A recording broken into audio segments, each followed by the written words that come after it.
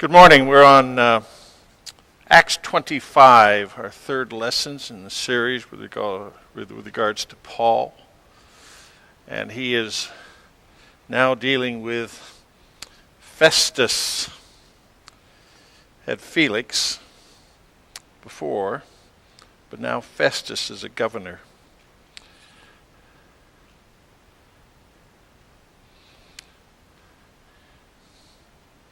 I found this quote. Can't be a quote if nobody's attributed to it, right? But somebody had to have said it. In adversity, we usually want God to do a removing job. Get that problem out of my face. Get rid of that person who annoys me. Change this, change that. When in fact, he wants to do an improving job. Change our way, our attitude. How we deal with people, how we deal with circumstances. Yeah. It's a thought. As it relates to the Apostle Paul, Paul had many difficult and different situations to have to deal with. In Acts 25th chapter, an example of some of these problems we're looking at is that this will become Paul's fourth time he's had to defend his life, he's had to defend his actions, and he's had to defend his faith. This becomes the fourth time that he's had to do this. And Paul is brought before this fourth time the new governor, Porcius Festus. No coins have his image. Some attribute that to the fact that he died 2 years after becoming governor. Don't know how long it takes to mint the coins, but maybe that's why there is no portrait of it. Felix had it, the previous governor of Judea, but Festus, no. And they're actually two very different men, which we will find out.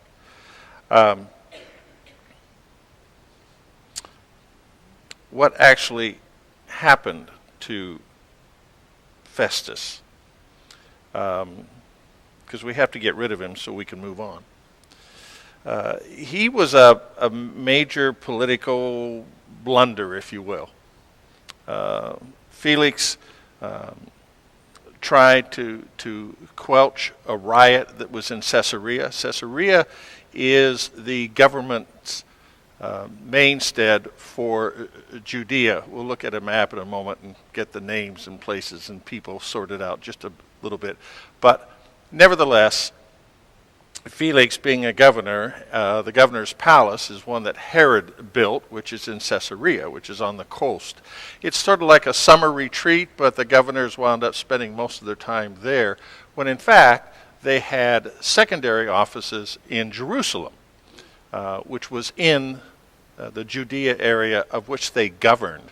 And it was probably both Caesarea and Jerusalem that caused them the most of the issues they had to take care of. Other things were happening within the Providence area as well, but nevertheless.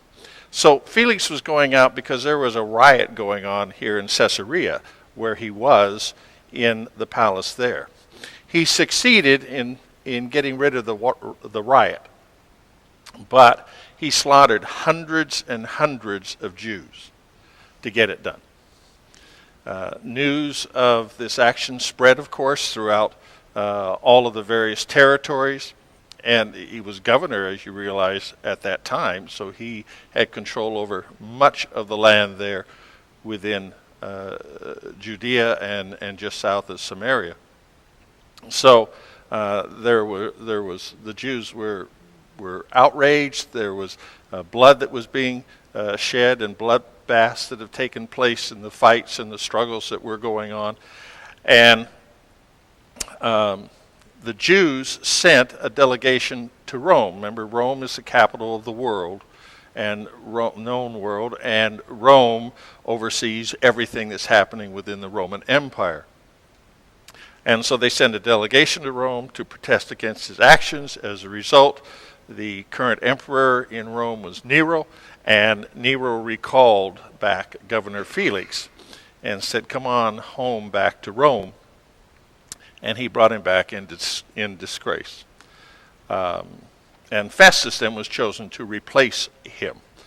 And we mentioned last week what happened to Felix to end his life. Well, after he got sent back to Rome and he's in so much disgrace and I guess so depressed, if you recall, he walked out into a lake and drowned himself.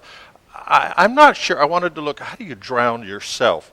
I mean, I can see massive weights and things put on you and to keep you down under the water and so on. I think it's the natural desire not to drown.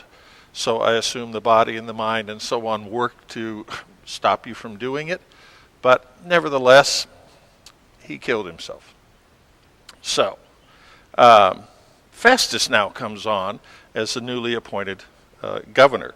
And he was very, very different than Felix was. Felix was a former slave. Remember, he came up out of slavery and became endeared to Roman power and so on. But he still had that slave background.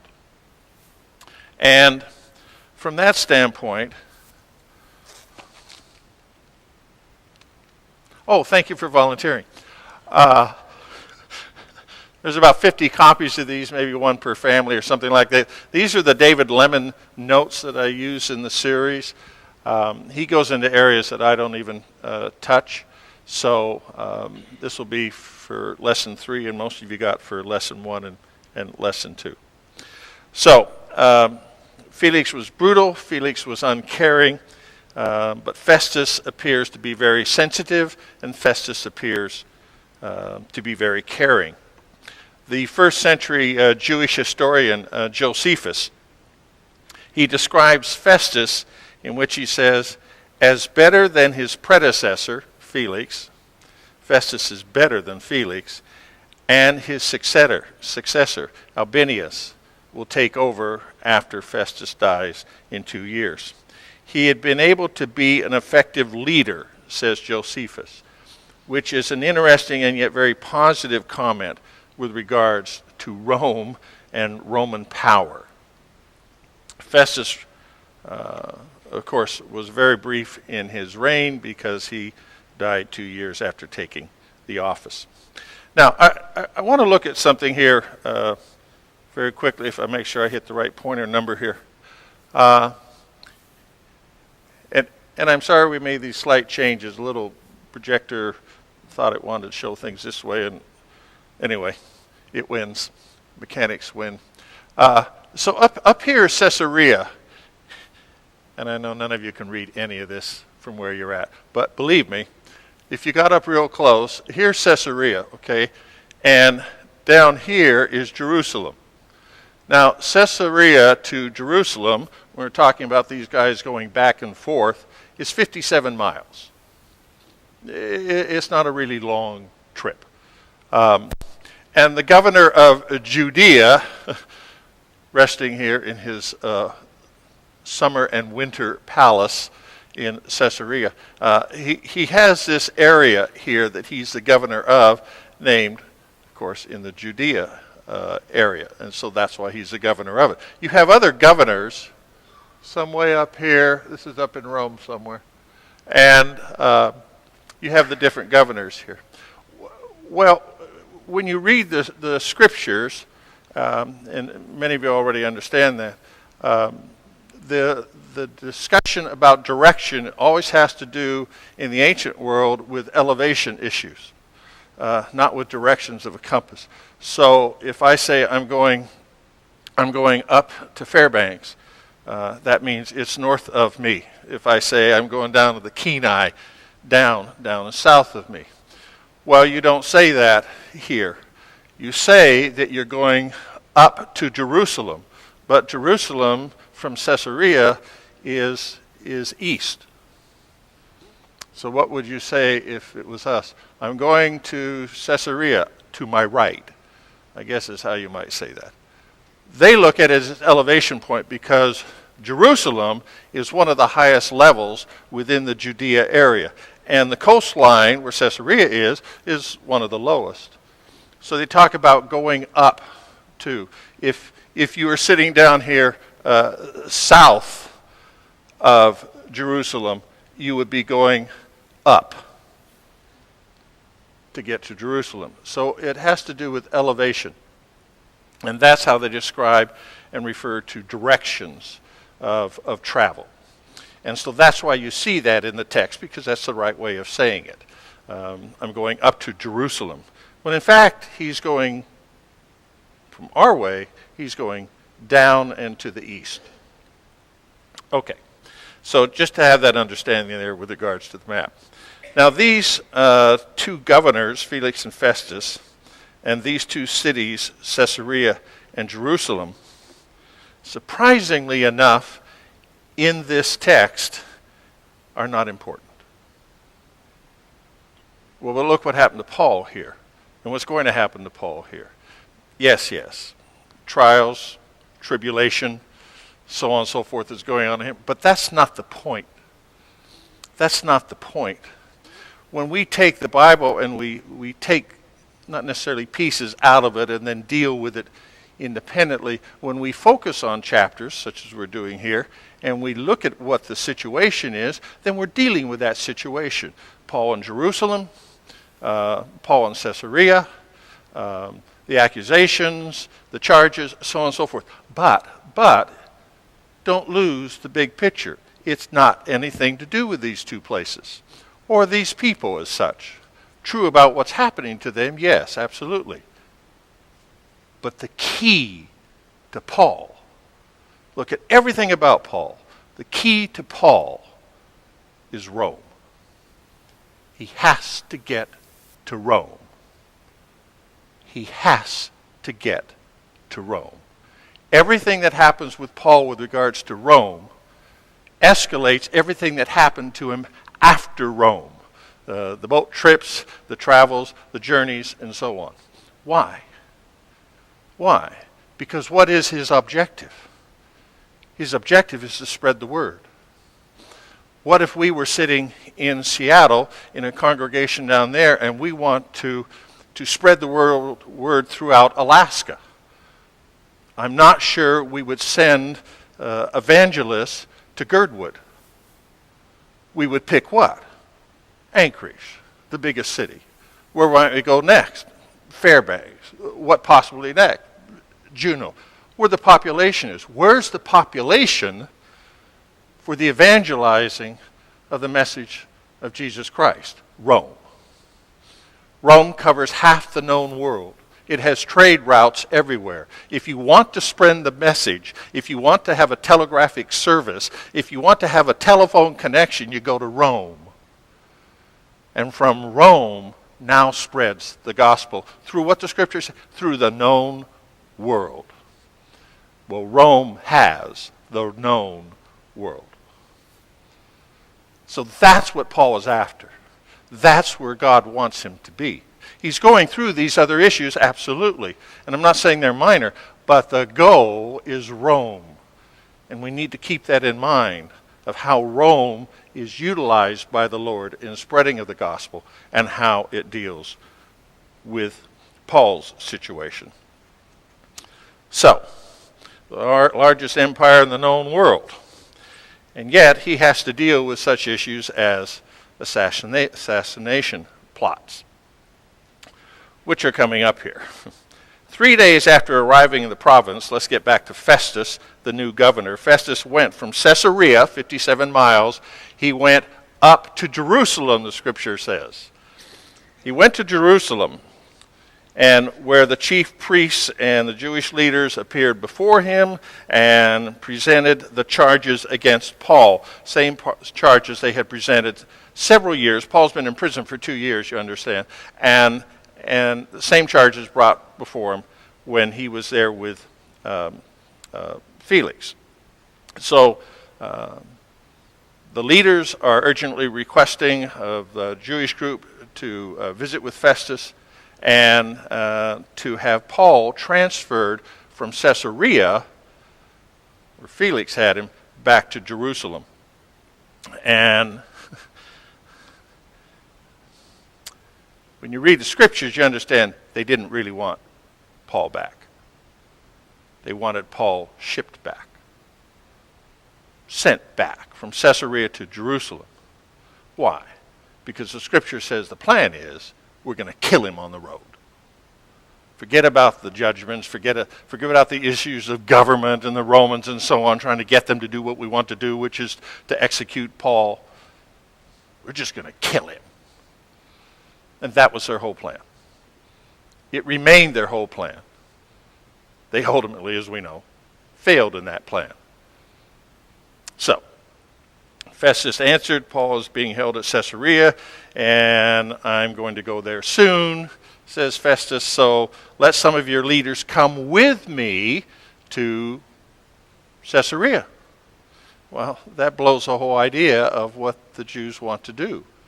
We need Paul sent on the road so we can kill him as he's being brought over. So,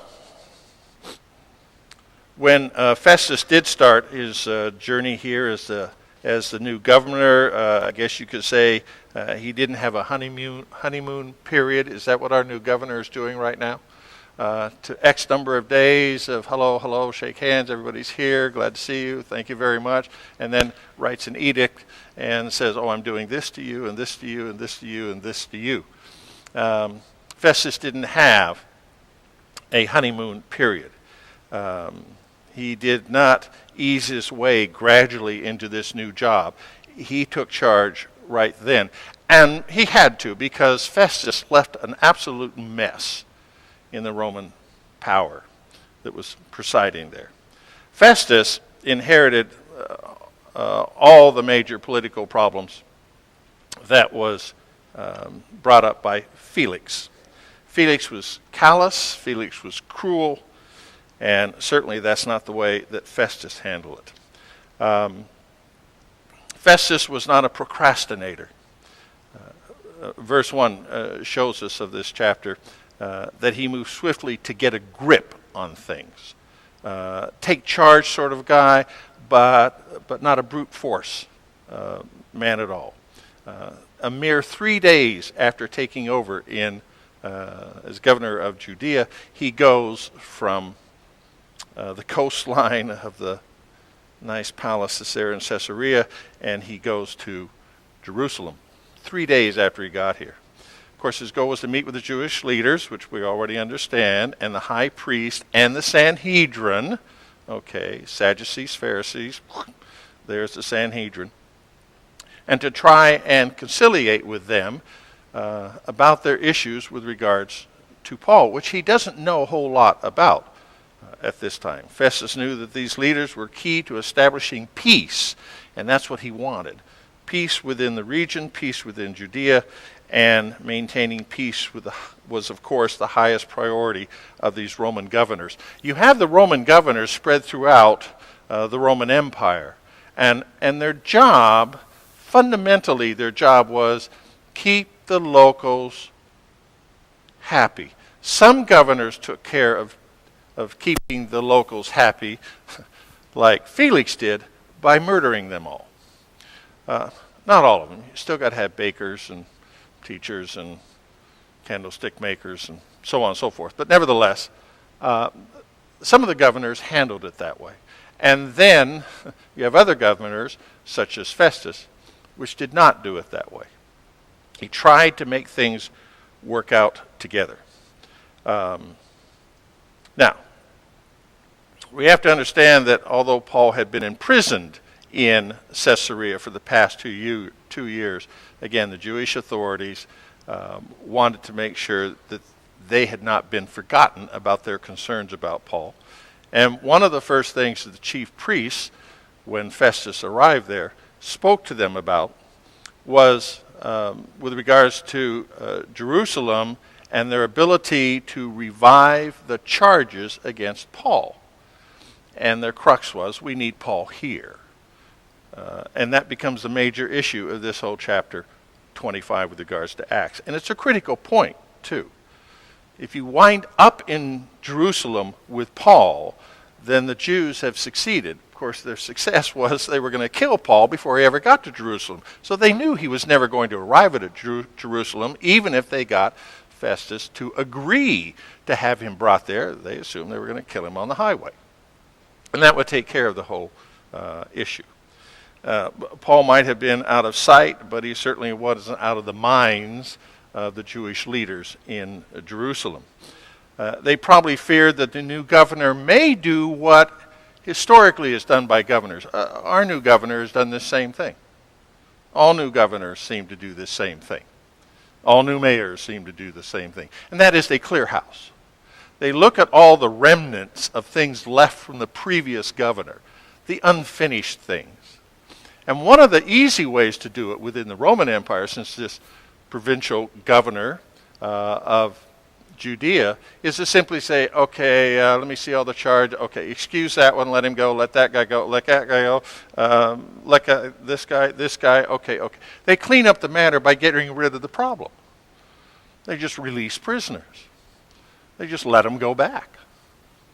And so from that standpoint, that's one of the things that the Jews are most concerned about is this guy just going to clean up all the little bits left over by Felix? And does that mean he's going to let Paul go? Paul's been in prison for 2 years. They're going to just let him go? We don't want that. We don't want mad Paul going through our territory and upsetting all of our Jewish relatives. No, the man is crazy. So that's not what we want to happen at all. Well, nevertheless, though they be fearful of a free Apostle Paul roaming around in their territory, it certainly was disarming to them because they couldn't think of it as being anything more than a nightmare for their situation. This just isn't going to work. Now, a lot of times it's done peacefully. Well, to a degree. I mean, our new governor, you're no longer the director. No, I'm letting you go. Thank you very much. Here's your severance pay. Okay. Come on in. And puts in all these different people. Totally within their rights. Absolutely so. Work with people they know how to work with and so on, and get rid of any problem areas or just people that aren't thinking the way I think. So it's fine for these governors to do exactly the same thing. And that's what they're doing. But they don't want, from the Jew standpoint, Paul to be a free man. So, they're hoping they're meeting with Festus now in Jerusalem and capitalize upon Festus' inexperience. This is his first governorship. Now, he's been a consul, junior governor, if you will. Several different areas. But it's his first full being a governor. And therefore, sure, he's looking at things a little differently, probably, and is certainly upset with Felix for leaving everything in a mess. But we understand that with regards to Festus, he was very sincere, and even Josephus, one of the ancient writers, made good comment about him, that he seemed to be a trustworthy and able leader. You don't get a lot of that written up in the daily Roman press with regards to Roman leaders. It's just not happening that often. And therefore, from that standpoint, Festus did very well. And one other aspect about Festus, where did Felix come from? Slavehood. He was born as a slave. He didn't come from the best parts of town. Where did Festus come from? He was higher echelon. He was in the wealthy class. Wealthy in terms of political support, living,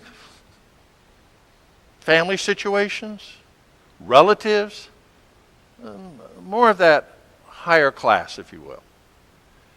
And two diametrically different ways of operating. So the Jews were probably thinking, well, maybe he would be a little more understanding and we'll just talk him through it. But actually, the Jews also were thinking, he may not grasp the significance of this Paul guy. What's the big deal? It's just another wayward Jew. And listen, just bring him back to, we'll take care of it. Don't want any problem for you at all. Festus, welcome. Festus arrives there 3 days after coming to Caesarea. It's an issue to him. He doesn't understand it all, but it's an issue to him. So, Festus shows us that he was not going to be easily duped. In response to the Jewish leaders to request, Festus cautiously answered. He said that Paul was being kept in custody at Caesarea and that he was about to leave Jerusalem shortly and return there himself. Paul's in Caesarea, in the jail there, and Festus is going to return after his short visit here. 8 to 10 days is what most historians believe is the amount of time he spent there, and he's going to go back to the seashore. And there Paul is right there, and everything will be fine. Therefore, he saw no reason to transport the prisoner, Paul, from Caesarea to Jerusalem, since Paul was already in jail and will be tried at Caesarea. Let's not forget, Paul's a Roman citizen. And Caesarea is the seat of Roman power in Judea. Jerusalem, Caesarea are in Judea. Festus tells these influential men of the Jewish nation, he says, if you believe there was anything wrong about Paul, they could prosecute him there. There, wait, Caesarea. No, we want him here in Jerusalem. This is where it all happened. This is where it should all end. And Festus may have lacked any personal knowledge of Paul. He certainly wasn't totally acquainted with the situation. He was learning about it, sort of hit the ground running, like our governor is, hits the ground running, and having to learn and hear, and everybody that's trying to provide information and tell them what's going on and so on. Sure, it's the same thing with Festus. But the Jewish leaders found definitely that Festus was no pushover. So, Festus was true to his word. After he had spent not more than 8 or 10 days there, as I say, he returned back to Caesarea from Jerusalem. On the very next day after returning, he's an active guy. He took his seat in the courtroom, and he ordered that Paul be brought before him. This will be the only first recorded time that we know that he actually sees Paul and speaks to Paul. Now, I need to make an editorial note of my own, if you don't mind. The next 5 slides all show, each slide shows Paul before Festus. And why am I showing you the same thing over and over again? It's very interesting when you go through the internet and you're looking for graphics. Okay? Millions of religious graphics that are available. So I searched through everything I could find, of course, on a graphic, an image, with regards to Paul and with regards to Festus. And I found these 5. And as I randomly had them on the computer and I'm sort of looking at them, I'm going, I wonder why these artists drew them like this. Some artists from several centuries ago, other artists more contemporary. Why don't they draw them like that? Where did they get the information to know about this? There's no picture of Festus. No, there's no picture of Paul either. But it's very interesting as you look at these, how Paul changes. I didn't pick them that way. They're all for him standing in front of Festus. Oh, Festus changes. Makes you wonder, well, which one's actually the most accurate? Well, probably none of them are. But nevertheless, everybody tries to represent it as they understand it from the Scriptures, which doesn't say a whole lot about what somebody looks like. The situations, the courtrooms, the chairs, the robes, lots of that's in the Scriptures. But not physiognomies. Just not there. We can say a rough-looking guy or something like that, but nevertheless, it's not exactly that way. So, these 5 are the same story. They're just different pictures. See what you see about it. So he's back in Caesarea, and Paul is now brought before Festus.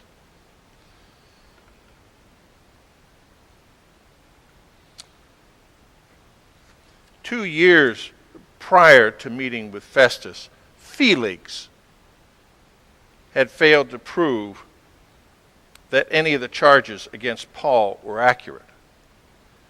When he kept him in jail, he wasn't necessarily locked there behind bars as such. There's sort of the loosey jail and there's the really rough jail. Paul was able to communicate, the Scripture tells us, and Paul could do some writing. Don't know how much he actually did from the jail because we don't have that detail provided to us. But nevertheless, when Felix put him in jail, it was to protect him from the Jews. It wasn't for any crime he did. Well, he's still in jail in Caesarea, okay? And now this is the first time that Festus will talk to him and learn more about the man and what is going on with him. So Festus asked Paul, he said, "Are you willing to go up to Jerusalem and stand trial before me there on these charges?" He's asking Paul that. Paul thinks that through, I guess. Go with Festus to Jerusalem and stand trial there. Well, because where the governor goes, so goes the courts, so goes the power, so goes the authority. Doesn't have to be in Caesarea, though they're in Caesarea right now. As he goes, as the governor goes, so he is. Paul's simple answer in verse 10 of chapter 25 simply says, "I am not standing before Caesar's court. I am now standing before Caesar's court." Sorry, he's in Caesarea. He's talking to the governor, which is then Caesar's court. I'm standing there, and I ought to be tried. I have not done any wrong to the Jews, as you yourself know very well. If, however, I am guilty of doing anything deserving death, Paul says, I do not refuse to die. But if the charges brought against me by these Jews are not true, no one has the right to hand me over to them. And then he says the famous line of being a Roman citizen.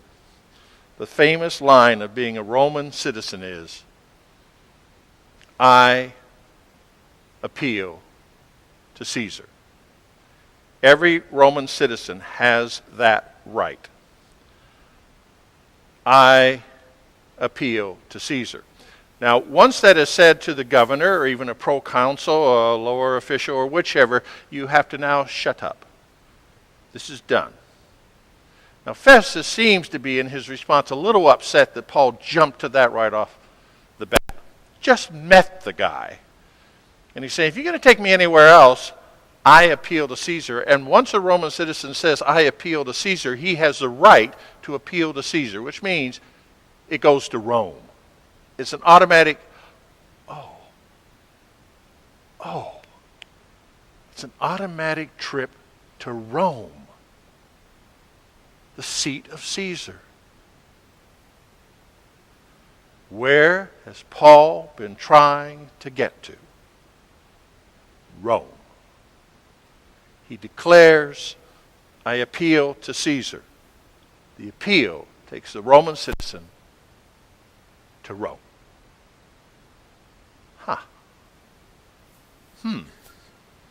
All planned out somehow, huh? Now the charges against Paul, they were serious ones, but there were no new witnesses. 2 years has gone by. There's no new witnesses. There's no new evidence. It's a course that actually describes that there's no case against him. But he declared to go to Caesar. I appeal to Caesar, which means Festus can't do anything more with it. He can make no judgment about it now. The man must go to Caesar.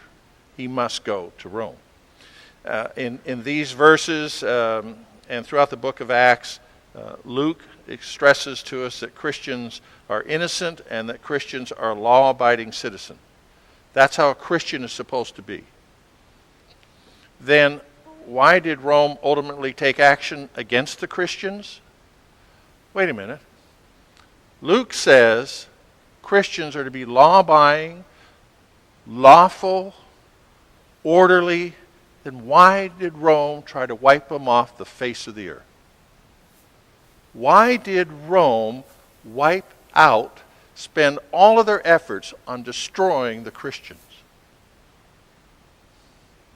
Such a small, tiny, little thing that Rome took as being their sword against the Christians.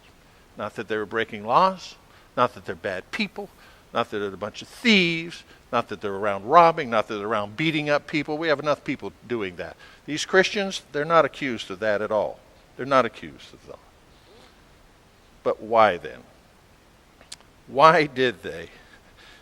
They're not guilty of anything. So, the reason is because of one Roman law. There's one law all Christians, true Christians, violated.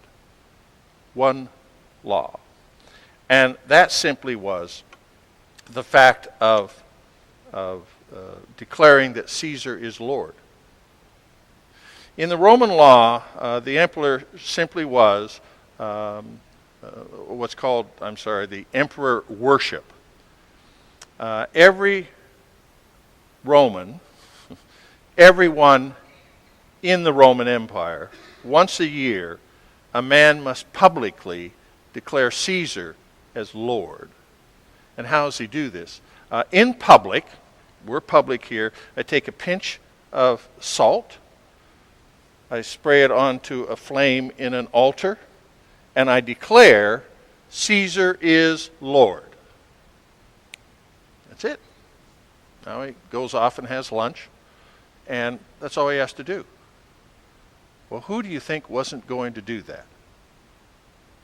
Yeah, that Christian group. I told you they're seditious. I told you there's something wrong with them.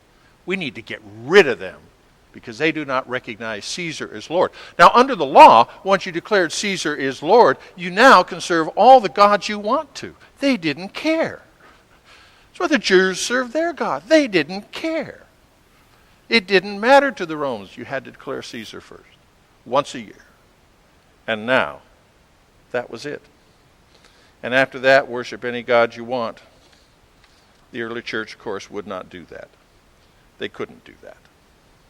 So, as we finish up here, Paul before Festus, he seems, I don't know if you've been looking, he seems to be looking younger each time.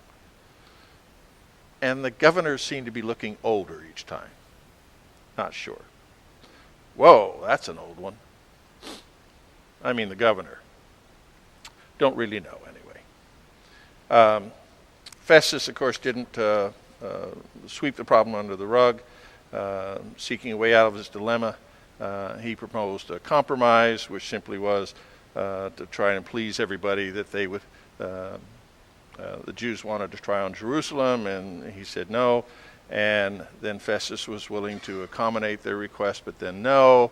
And therefore, as he reassured Paul that he'd have the same rights, and Paul is saying, no, I wouldn't have the same rights. I appeal to Caesar. So that's all that he could do. So from that standpoint then, Paul knew the Jewish leaders far better than Festus did, And frustrated at his failure to obtain justice, Paul immediately rejected Festus' compromise deals, and since he's governor, Festus was the emperor's representative, and Paul could rightly and correctly declare, as a Roman citizen, I want to see Caesar. And he will now be sent off to Rome, off his way. So, there's the last one. That's the youngest one of both of them. And sometimes Paul is painted almost looking like some of those paintings they make of Jesus. Thing to look at, I guess. So next week will be chapter 4 and just 92 seconds. And we have one item to take a look at. There's no audio on this.